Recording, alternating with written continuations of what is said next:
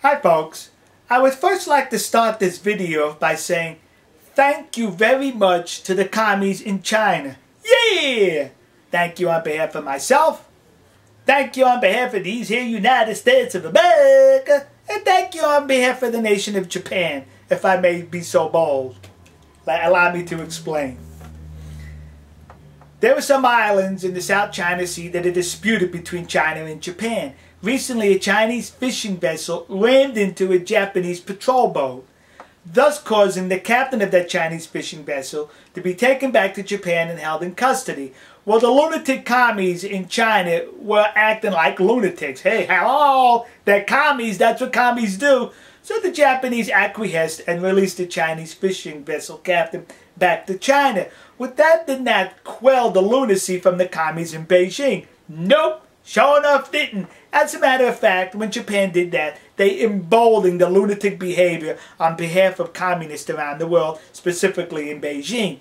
So now China announces, the commies, that they're going to place an embargo of rare earth elements. These are elements, rare earth elements, that are mined out of the ground. And this embargo they're placing against Japan. No more rare earth elements to Japan. These rare earth elements are used for cell phones, wind turbines, loudspeakers, and guided missiles. Guided missiles. Well, anyway, now they announced that they were going to place that same embargo against these here United States of America. Thank you. Allow me to explain why I'm thanking them. So when I read that these elements were used for the development of missiles, and now that they're withholding these elements from the United States, I researched and I said to myself, wait a minute. When China was in isolation in the 1950s, the 60s, and the 70s, and the only thing they were exporting was the little red book from Mao, where did we get those rare earth elements if we were not getting them from China, and we definitely had missiles during those decades?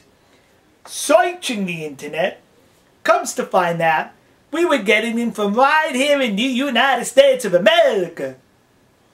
The Clark Mountain Range in Southern California, there was a mining operation, Mountain Pass Rare Earth Mine. They produced the world's supply of rare earth elements. That's where we were getting it from.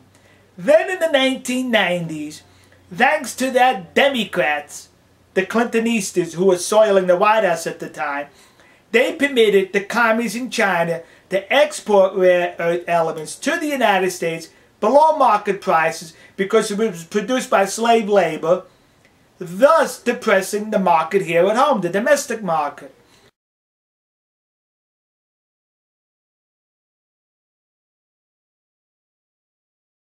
Not only that, the anti-capitalists got involved with this also, better known as the environmentalists. They started pestering and bothering the Mountain Pass Rare Earth Mine in Southern California, to the point between the depressed market and the environmentalists, in 2002, the mine stopped operations and the Chinese, the commies, took over 97% of the world market in these elements, thus allowing them to flex their muscles and bully the rest of the world. And the stupid phone, hold on. So as a result of this embargo and the dominance by the commies, that rare earth mine in Southern California is now owned by a corporation called Molycorp, stock initials MCP. They're investing $500 million into the mine. It will reopen the latter part of 2011, thus flooding the world with United States rare earth elements. The stock for that corporation, MCP, in August was less than $14. Yesterday it closed at $34, more than doubling in less than 3 months.